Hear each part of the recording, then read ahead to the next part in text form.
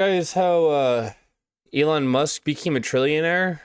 Trump's economy is not doing hot. His economic approval is at an all-time low, baby. Its stock topped $160 per share, pushing the company's value above $2 trillion. Musk's newfound trillionaire status offers a stark contrast to the economic... Yeah, like, I know I said this yesterday, but man, why the fuck do we need $1 million or $1 trillion? Like, you barely need $1 million. The average person in their lifetime makes $1.6 million. Why the fuck do you need $1 trillion? There's zero reason to have $1 trillion. Where's the NORC polling? AP News is taking forever. President Donald Trump is losing support with voter group more Americans have increasingly identified, according to new analysis, which is the independent group, which doesn't exist. It doesn't, in my opinion. Per the review, the president approval rating among independents, college degree, have fallen to about 31% this spring, after having stood at roughly half at 48% around the 2024 election. Jesus. Independents overall now hold similarly negative views of Trump, regardless of their level of education, analysis revealed. It noted a steadily declining support for the president as he returned to the White House. His backing also slipped among other groups, smaller groups, blacks, Hispanic. 46 to 15? Holy shit! Latest poll from May indicated only 3 in 10 independents now approve of the president's performance on the issue. Can I get the actual polling numbers? It's from AP NORC. It's going to take a second to load. Let's see what Emma's now saying. Many Americans are feeling because of inflation. Government statistics released this week showed the annual inflation rate hit 4.2% in May. That's the highest. Jesus. Here's the actual polling numbers. Why am I congested? Anyways, Republicans stayed steady and independents. Woo! This is our main, like, these people aren't independents though. Most of them are Republicans, but yeah, Democrats staying low. College degree dropped, obviously. But non-college, holy shit. This is your most impactful Republican voter base. Black, Jesus. White, Hispanic. Hispanic dropping from 46 is fucking hilarious. Good. Glad that younger people are dropping support for Trump. Male and female. Female being 45% in support of Trump was insane to me. For years. Mind you, he was proud of his 3.2 inflation when he got into office. That's true, which was bad. And the latest Economist YouGov poll shows that almost 60% of Americans say the economy is getting... You guys voted for it.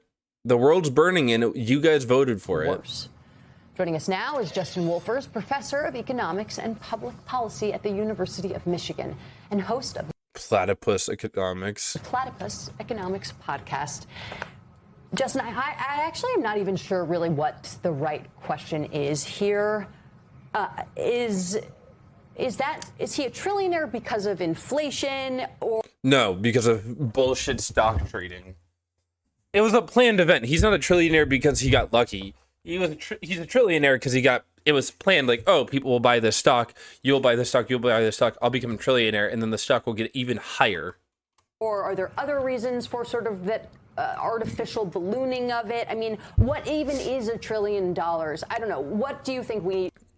You could spend $1 trillion in 500 lifetimes if you spent $1,000 a day. Probably. I don't know. Actually, I don't have the stats on that. I'd have to do the math. But something ridiculous like that. How long would it take you to spend $1 trillion? Spent 1 million every single day. It would take 2,740 years to spend 1 trillion.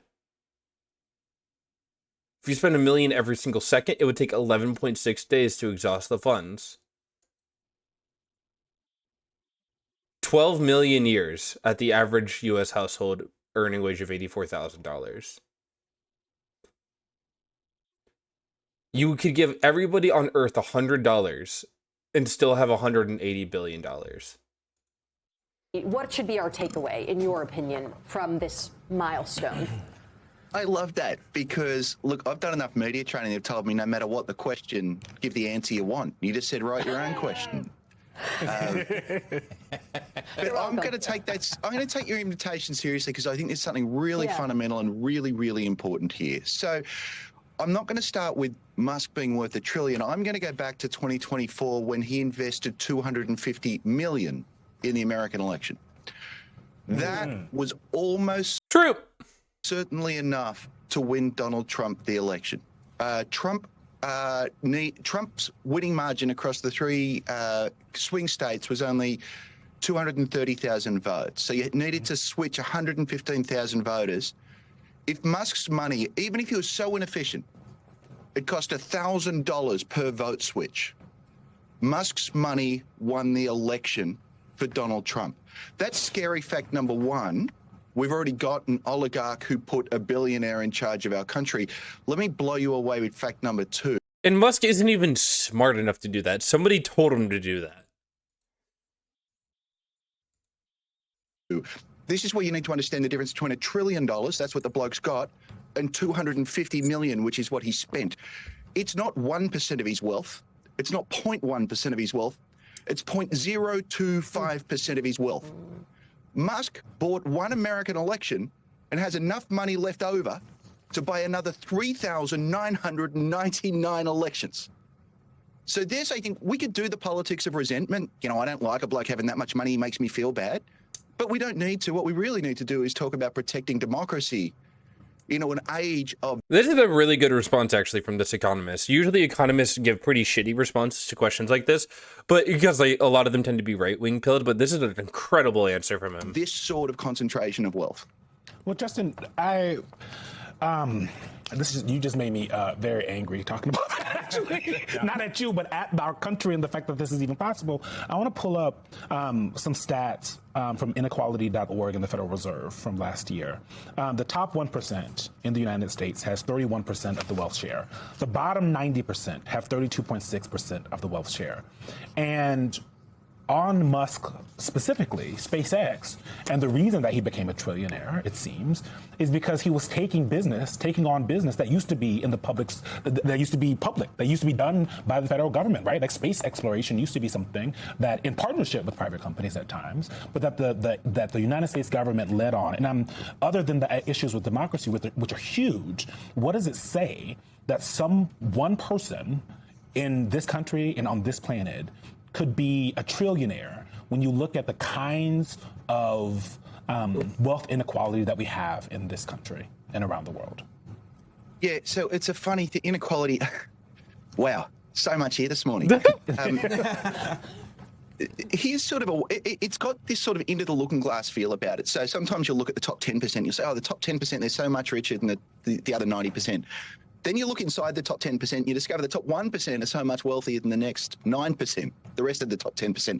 Then you look inside the top 1%, you discover the top 0.1%, and so on. And so we have this extraordinary right tail to our wealth distribution.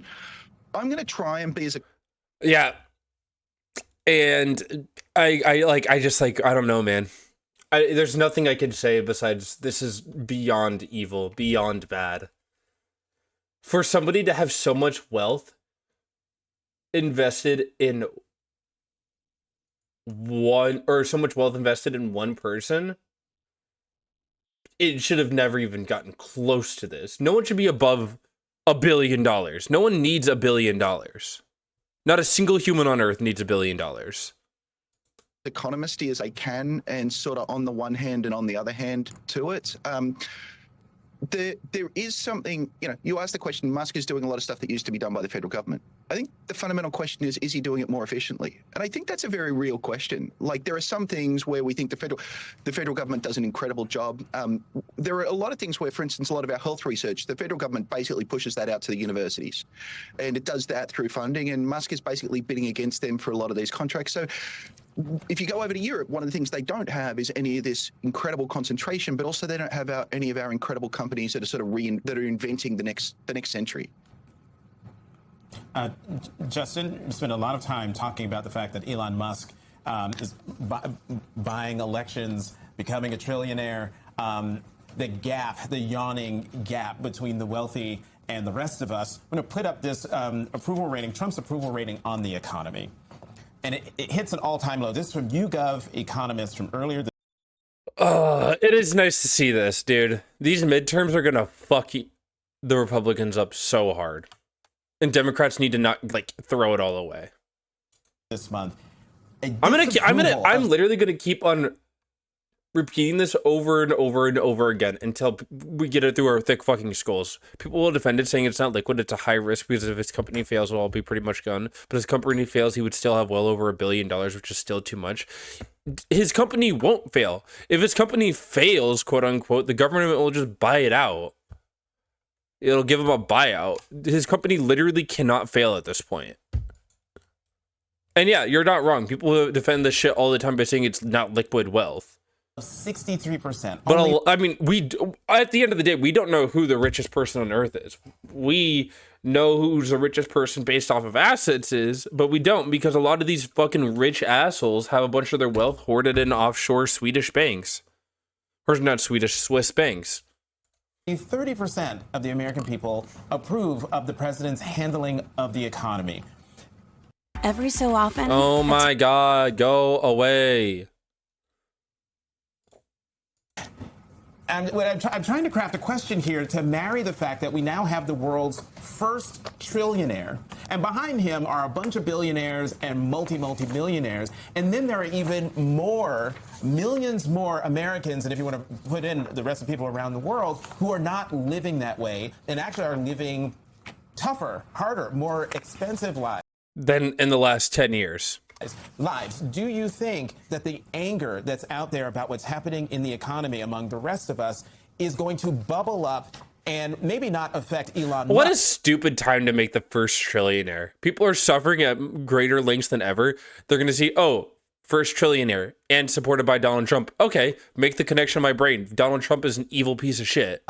But might affect not just the president, but his party that's been in control here in Washington. Right. So I spend a little bit of time going and giving speeches to rooms full of very rich people who Wall Street, blah, blah. I shouldn't have admitted that. This isn't live TV, right? No, between us, Justin. And there's a sense that they understand the system has served them very well, and therefore they need to ensure the stability of the system. But there's also a sense in the last decade that some of our elites have given up on that game. And I think Musk is one of them. I mean, one of the things I've actually always admired about the United States is the super rich here feel that it's their role to give back. There's tremendous. No, they don't. No, they don't. What the fuck? Everything you said is completely fine until this point. No, they don't. They don't feel that way. They don't feel that way at all. Philanthropic giving, much more here than in many, many other countries. And so we actually have an enormous number of incredibly admirable billionaires who've really taken their responsibility seriously. And then you got clowns. And at the moment, Musk is a clown. This is a bloke who walked into our federal government, ripped it up without any understanding, who ripped up USAID, a decision that may have cost literally hundreds of thousands of lives. Millions. Millions of lives. Millions of lives. Vulnerable, and sort of jokes about it as if it doesn't matter, and who has reshaped America's immigration policy in explicitly racist ways. So, mate, maybe the inequality's here to stay, but maybe what we can ask for is a class of responsible billionaires again. That would be nice, wouldn't it? Yeah, the Admiral Billionaires list is getting shorter and shorter. Justin Wolfers, thank you so much for coming back to the weekend. Yeah, hundreds of millions of lives will be lost due to the negligence of the U.S. government. Thanks. Every single person that voted for Trump is responsible for this. Every single person who voted for Trump.